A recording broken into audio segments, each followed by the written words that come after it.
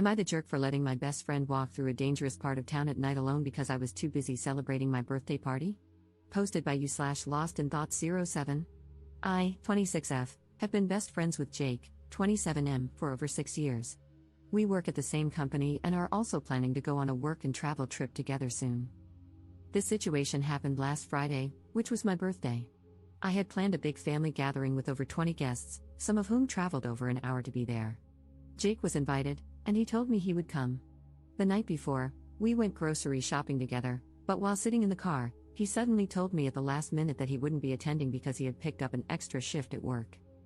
I was a little hurt because we always celebrate our birthdays together, and he didn't need to take the shift. Our company has plenty of people who could have covered it, but I accepted it and moved on. On my birthday, we were texting before his shift. For context, Jake doesn't have a driver's license and usually relies on public transport or walks. I do have a license, but I don't own a car. I use my mother's when I need it. That afternoon, he mentioned that he would have to walk home because public transport stops running at a certain time, something he already knew when he took the shift. He also told me he was feeling a bit sick and asked if I could pick him up and drive him home. Our boss even told him he could leave 2 hours early to catch the last bus if he needed to, but he chose not to. I told him I couldn't leave my own birthday party just to pick him up and drive him home. I had guests over, food and drinks to serve, and I felt it would be rude to leave when people had put in time and effort to celebrate with me. He replied, "Can't you just leave for 5 minutes and drive me home?" I explained that it wasn't just a 5-minute trip, I would be gone for at least 30 minutes in total. He just said, "Okay." Later, I checked Find My to make sure he got home safely and texted him, apologizing that I couldn't drive him, reminding him that I normally do, but I really couldn't leave my own party. That's when he got angry and told me my behavior was unacceptable and that I was just making excuses. For further context, I do drive him home fairly often, even when I'm not working the same shift as him.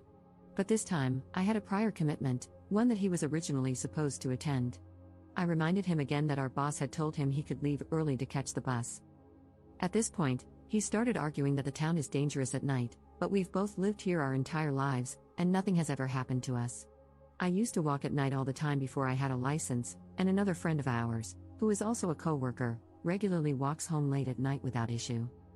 I tried to understand if something else was going on and asked him if maybe he was upset about something deeper and just projecting it onto this situation. I might have worded it poorly, but instead of talking, he just exploded at me. I apologized if I said it the wrong way, but at that point, he wasn't listening to me at all. Meanwhile, he wasn't trying to understand my side either. I told him it was my responsibility to be at my own birthday party and that my guests had made an effort to celebrate with me. I couldn't just disappear for half an hour. He dismissed that and told me I was a bad friend, a bad sister, because I said I wouldn't drive my sister home either if I had prior commitments, and it wasn't an emergency, and that my priorities were all wrong. In the end, he told me he didn't want to see me for a while. I am honestly confused and questioning our friendship after this because of how he reacted. I really tried to understand his side, and I get that he was hurt that I wasn't there for him when he needed me. But at the same time, I couldn't just leave my own party if it wasn't an emergency. Now I don't know if our friendship can bounce back from this or how I'm supposed to rely on him moving forward. If this is how he reacts to something like this, what happens if we end up in a similar situation while traveling? Is he just going to leave me behind if I don't do what he wants? Relevant comments. Commenter. I think if you really look back at your dynamic and who does what for whom, you will find a huge imbalance, with you doing more. Also, the fact that he did not want to go to a party celebrating you and not him, and that he wanted you to leave the party, indicates that he just wants to use you. Ops response. Yeah, there is a bit of an imbalance in the dynamic, but I thought it might be because of our different circumstances. His family isn't as well off as mine. Also, acts of service is my love language, so I tend to do a lot for people I hold dear. I always thought of us as those typical, picture-perfect TV show besties, but his behavior regarding this incident shattered that picture for me. Commenter 2. Even more, it sounds like he didn't like you being the center of attention. Is he usually the one people focus on, with you as the sidekick? Ops response. To be honest, I don't know. I never really paid attention to who was the center of attention in situations where we were in groups. But now that I think about it, we were at a party recently where he separated from me for almost the entire time to go off with another friend we hadn't seen in a long time. I assumed it was because they hadn't seen each other in months, so I didn't really pay attention to it either and just stayed with other friends. Commenter 3. This was kind of what I was thinking. He sounds manipulative. No one is going to leave their birthday party to give someone a ride home. It's incredibly rude to leave a party in your honor, and I'm 99% sure that's common knowledge. Either something else is going on, or he fabricated this whole thing as a test. Ops response. And he told me that he had talked to others about it, and not one of them disagreed with his point of view. That made me a bit insecure, wondering if I'm the jerk here, but I think the comments are debunking that. Thanks you all. I just would love to know what he told those people, or his thought process for that matter, because I would never react this way. The test could be a plausible explanation. He might have felt the need to test me before we go to another country for a year. That's the other thing I need to figure out, because if this is how he reacts to something like this, I can't rely on him. And even if our friendship survives, I can't go to another country with him as my support system. Update 1 day later. First of all, thank you all for the helpful comments. I never expected so many people to relate to this. I'm so sorry for everyone who has gone through something similar. To clarify something I've seen speculated in the comments, there are no romantic feelings involved. He's gay, so there was never any romantic interest between us. After reading a lot of comments and reflecting on everything, I've decided to go no contact, aside from necessary work-related interactions. I've also made the decision to move forward with my work and travel plans alone, because I simply can't trust someone like this to be my emergency contact in another country. I had a long conversation with my parents and showed them the chat.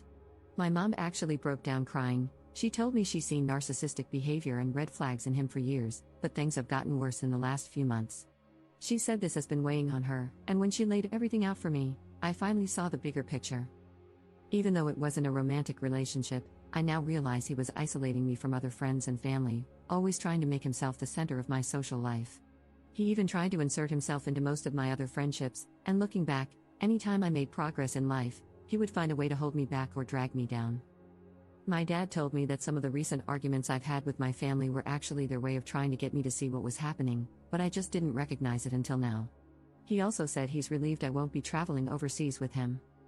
My parents reassured me that while this will be hard at first, I'll heal, and cutting ties now will make things easier in the long run.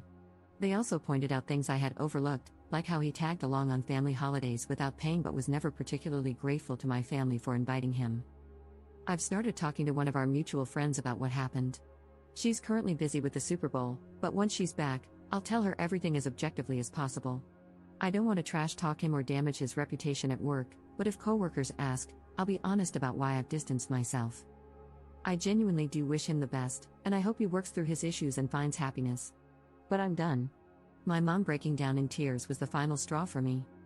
Even though a lot of my social circle overlaps with him, I know I'll eventually sort everything out and move on. It honestly feels like a friendship divorce, but I think this is a necessary step. I need to reevaluate who my real friends are and how they treat me, and I might need to cut ties with a few other people along the way. I actually texted one of my close friends, joking that we're getting a divorce and that I'm filing for custody of her. I really hope she won't be manipulated by him, but right now, I need to be prepared for anything. This won't be easy, but I'll cut my losses and move forward, hopefully toward a better future with better friends, ones I can truly trust and who put just as much effort into our friendship as I do. Relevant comments. Commenter. He overreacted the way he did because he had your entire birthday evening planned out. He intentionally took an unnecessary shift, distancing himself from your party and your time with friends. He declined the suggestion of leaving 2 hours early, which would have allowed him to get a ride home, because he was used to you caving to his manipulations and just knew he could convince you to leave your own birthday party for him. He had already contrived a false narrative to keep you away longer, preventing you from being celebrated by anyone other than him. When you stood your ground, thereby maintaining your self-respect, he didn't get his way. This was foreign to him, and he couldn't handle it. Now he's doubling down and still trying to manipulate you. His silent treatment was orchestrated to make you come running and apologize, but even that isn't working. I'm so proud of you because this seems like something big that's needed to happen for a long time. He sounds emotionally immature and very self-serving. Get ready, he's going to try to make this rough for you if you let him. Ops response. Thank you, but I will do my best not to let him try anything again. I'm even thinking of changing my job after the work and travel. Commenter 2. People have a hard time recognizing abuse in friendships. It's similar to how many people don't realize they're in an abusive relationship if there's no physical violence. Many believe that abusive relationships only happen in romantic contexts, not friendships. I've seen multiple posts over the years describing clear single white female situations, yet the op just can't wrap their head around it and doesn't want to accept it. When commenters point out that they're in an abusive relationship, they typically refuse to believe it at first, despite coming to Reddit for help because something feels off. They always think they're overreacting and want to give the benefit of the doubt. Abusive relationships can happen in any type of relationship. The sunk cost fallacy traps many victims in these situations. It's always interesting to see posters like ops start looking back on their friendship without the rose-tinted glasses. 99% of the time, they end up uncovering a lot of messed up behavior that's been going on for a very long time.